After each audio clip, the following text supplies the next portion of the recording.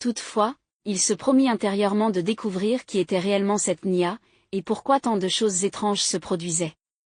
Lorsqu'il eut fini de soigner Adia, il prit son sac et se retourna pour partir, mais son regard croisa celui de Nia, dont l'étal se trouvait juste en face de celui d'Adia.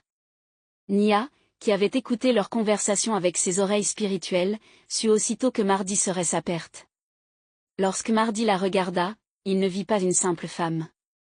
À travers ses yeux, elle lui apparut comme un chat déguisé en être humain. Il sut alors, sans l'ombre d'un doute, quelle était la source de tout ce mal. Au lieu de rentrer chez lui ce jour-là, il se cacha dans un coin du marché et attendit que Nia ferme boutique. Cette nuit-là, il la suivit de près, utilisant ses pouvoirs pour ne pas se faire repérer. Quand Nia arriva chez elle, elle était agitée et inquiète. Elle repensait au regard de Mardi. Que fait-il ici? Il semble posséder un pouvoir plus grand que le mien. Je dois me renforcer. Je ne peux pas laisser ce petit garçon m'anéantir, se dit-elle à voix basse. Rapidement, elle prit sa position habituelle et commença à réciter ces paroles puissantes. Je dois prendre le contrôle de ce village. Je dois prendre le contrôle de ce village. Je dois prendre le contrôle de ce village. En quelques minutes, de la fumée remplit toute la pièce. Ses yeux devinrent rouges, son corps se métamorphosa lentement en un chat. Mardi, posté près de la fenêtre, observait. Il fut terrifié par ce qu'il vit. Il prit aussitôt la fuite avant qu'elle ne le remarque. Cette nuit-là, logée dans l'une des chambres d'Adia, Mad allongée était agitée, l'esprit tourmenté.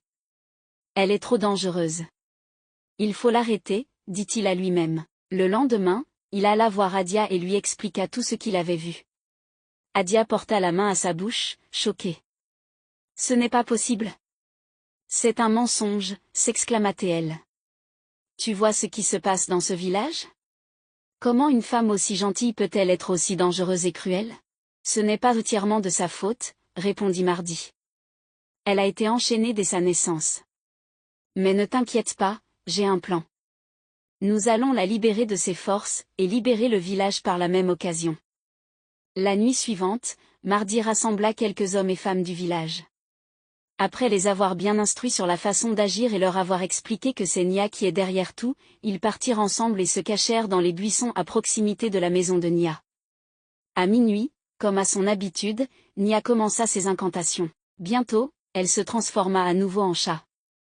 Les villageois cachés dans l'ombre observaient avec stupeur et terreur. Juste au moment où elle s'apprêtait à quitter sa chambre, Mardi lui aspergea le visage avec une eau qu'il avait mélangée à des herbes spirituelles,